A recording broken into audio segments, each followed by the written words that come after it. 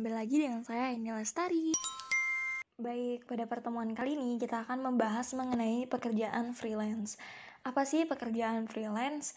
Nah, freelance merupakan seseorang yang menawarkan suatu layanan kepada satu perusahaan atau lebih. Nah, freelance ini sendiri dapat diartikan sebagai pekerjaan yang dapat dikerjakan dimanapun dan kapanpun. Lalu, freelance ini diartikan sebagai pekerja mandiri yang menghasilkan uang berdasarkan pekerjaan yang diselesaikan. Biasanya freelance ini merupakan pekerjaan yang jangka pendek seperti itu. Lalu, freelance akhir-akhir ini cukup banyak diminati oleh kalangan mahasiswa karena fleksibel. Seperti yang saya ceritakan tadi bahwa freelance ini bisa dikerjakan kapan saja dan di mana saja. Selanjutnya di sini terdapat tips dan trik dari menjadi freelancer pemula. Di sini ada 6 tips dan trik. Yang pertama, kita tentukan niche sesuai skill terlebih dahulu. Nah, kita pertama pikirkan terlebih dahulu apa sih skill yang kita kuasai saat ini. Lalu skill tersebut kita asah lagi dan tentunya dari skill tersebut kita tentukan si niche-nya.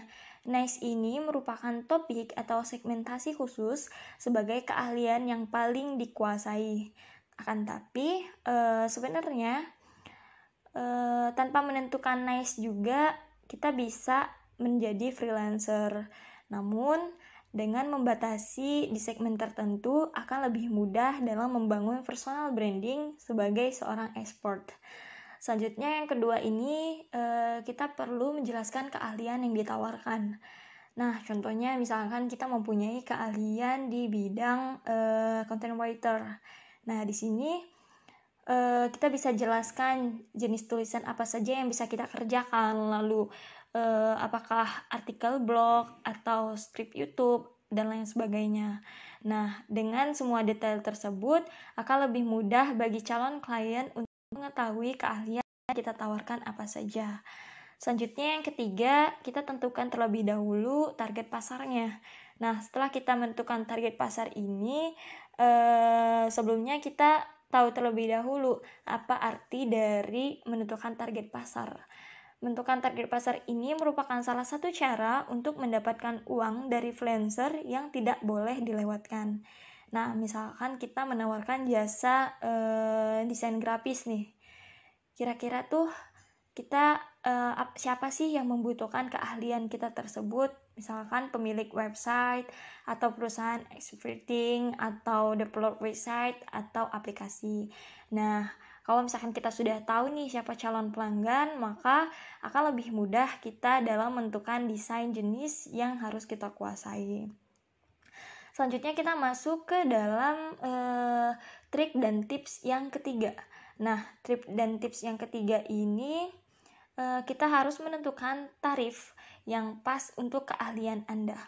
Nah, di sini kita cari dulu di Google atau di manapun tarif dari keahlian kita. Misal kita mempunyai keahlian dalam pembuatan website. Nah, kita cari terlebih dahulu berapa sih sebenarnya tarif yang didapatkan oleh pembuat website.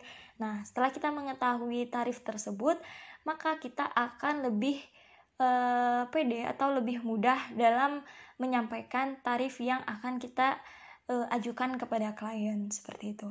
Selanjutnya yang keempat yaitu kita membuat portofolio yang menarik. Dengan membuat portofolio yang menarik ini akan membuat klien lebih tertarik kepada apa yang kita ajukan di dalam portofolio tersebut.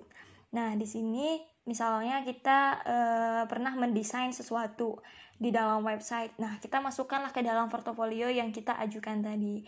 Nah, untuk klien-klien yang sedang mencari freelancer, maka dia akan membukalah si portofolio yang telah diajukan tersebut.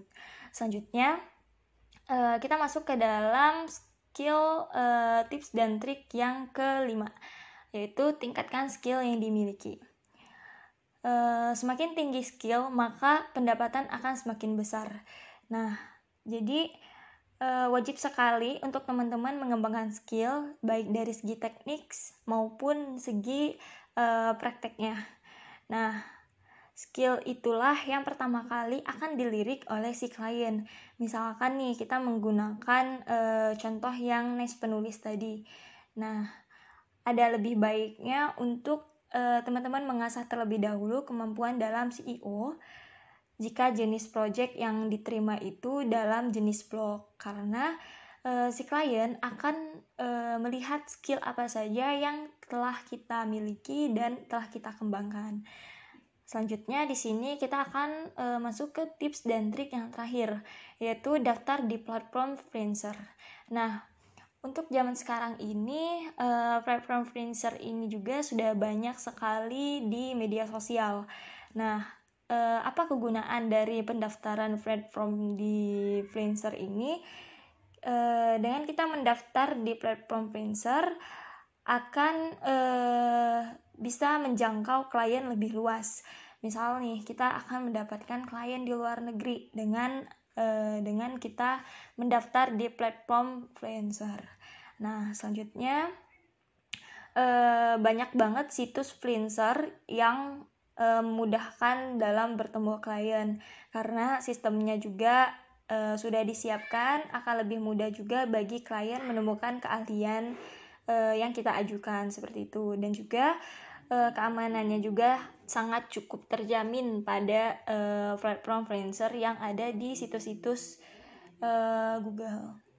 Selanjutnya di sini terdapat rekomendasi situs freelancer. Nah, rekomendasinya itu saya di sini inputkan 4. Yang pertama, project.co.id. Nah, website project.co.id ini merupakan salah satu situs freelance Indonesia yang cukup terkenal. Nah, teman-teman juga bisa menemukan berbagai macam jenis pekerjaan freelance, mulai dari programmer, desainer, media sosial, dan juga jasa tulis-menulis. Selanjutnya di sini ada Sribulancer.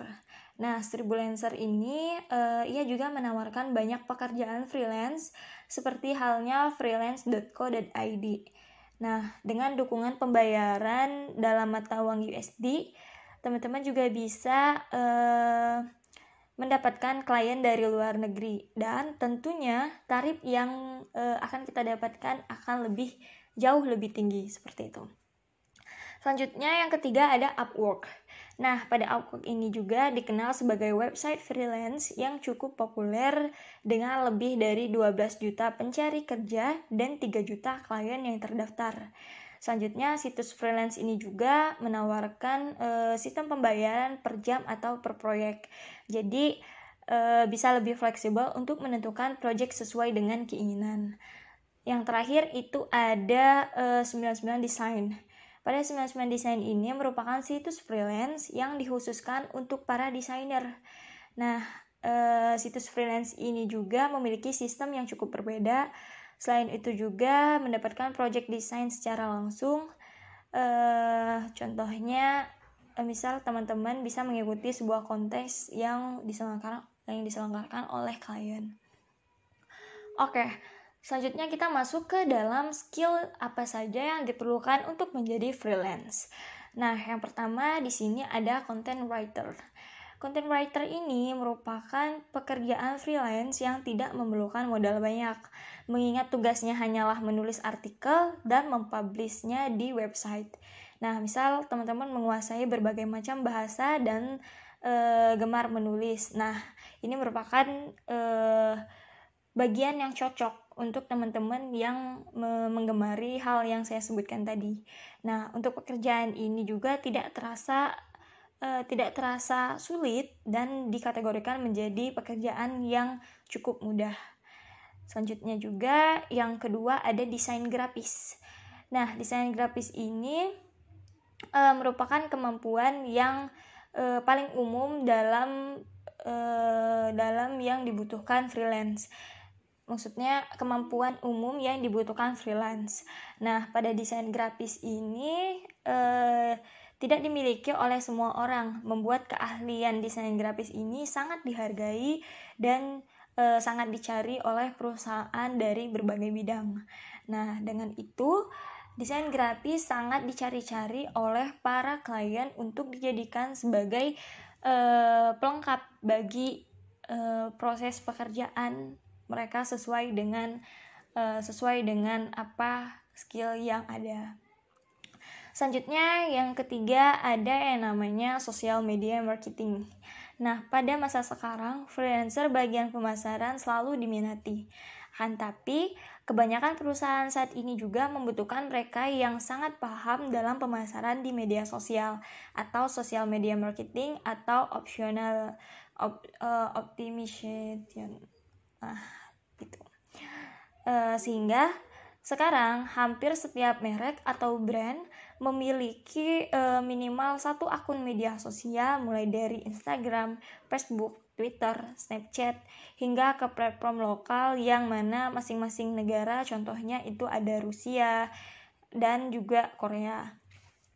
Nah, kalau misalkan teman-teman masih belum memahami dalam strategi sosial terbaik, maka profesi sosial media marketing ini bisa dipertimbangkan seperti itu, karena ini dikategorikan menjadi bagian atau tempat yang dimasukkan ke dalam skill yang cukup mudah. Selanjutnya yang keempat ada profesi analis and business consultant. Nah, profesi ini juga sangat dibutuhkan dalam freelance. Nah, analis bisnis konsultan ini juga menjanjikan gaji yang cukup tinggi, yang mana tugasnya yaitu mengumpulkan dan melakukan analisis data untuk keperluan bisnis. Tapi tidak semua orang bisa melakukannya karena ilmu dan pengalaman sangat dibutuhkan dalam bagian analis bisnis konsultan seperti itu. Dan lain sebagainya. Di sini juga ada skill yang diperlukan, itu push over, ada editor foto, data entry, Java programmer, dan lain sebagainya. Masih banyak lainnya. Selanjutnya di sini kita masuk ke dalam keuntungan menjadi freelance. Nah, yang pertama kita masuk ke dalam keuntungannya, yaitu fleksibel.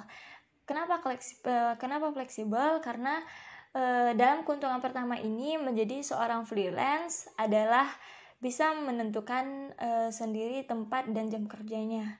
Dengan adanya bantuan internet, teman-teman juga bisa bekerja dari rumah, di sebuah kafe, atau di pinggir pantai. Oleh sebab itu, banyak freelancer yang tidak perlu merasakan terjebak di kemacetan layaknya pekerja tetap di kantor. Selanjutnya, keuntungan yang kedua adalah penghasilan jauh lebih besar, karena tidak terikat pada satu klien saja. Seorang freelancer bisa mengerjakan beberapa proyek dari beberapa klien sekaligus. Dengan mengerjakan proyek satu klien saja, banyak freelancer berpengalaman yang bisa mendapatkan penghasilan sebesar para pekerja kantoran. Selanjutnya yang ketiga, keuntungannya yaitu memperluas potensi networking. Memiliki networking yang luas bisa membuka banyak kesempatan untuk mendapatkan proyek baru, mencari rekan kerja untuk bekerja sama dalam proyek selanjutnya, atau memberikan Anda lowongan pekerjaan online yang jauh lebih baik. Selanjutnya yang keempat atau yang terakhir pada keuntungan menjadi freelance ini sendiri, yaitu menjadi disiplin. Nah, menerima lowongan pekerjaan secara online itu berarti teman-teman akan bekerja sendiri tanpa pengawasan secara langsung. Teman-teman juga harus bisa menggunakan kebebasan untuk mengerjakan proyek-proyek secara bijak. Untuk itu, silakan atur terlebih dahulu pekerjaan yang akan diselesaikan agar diselesaikan dengan tepat waktu. Nah, jika pekerjaan teman-teman sering terhambat atau terlambat, maka para klien bisa saja tidak lagi mempercayakan proyek kepada teman-teman sekalian, seperti itu. Maka menjadi disiplin itu menjadi keuntungan dalam freelance yang sangat diminati, seperti itu. Mungkin untuk penjelasan bagian freelance ini cukup sekian. Mohon maaf apabila banyak kesalahan. Wassalamualaikum warahmatullahi wabarakatuh.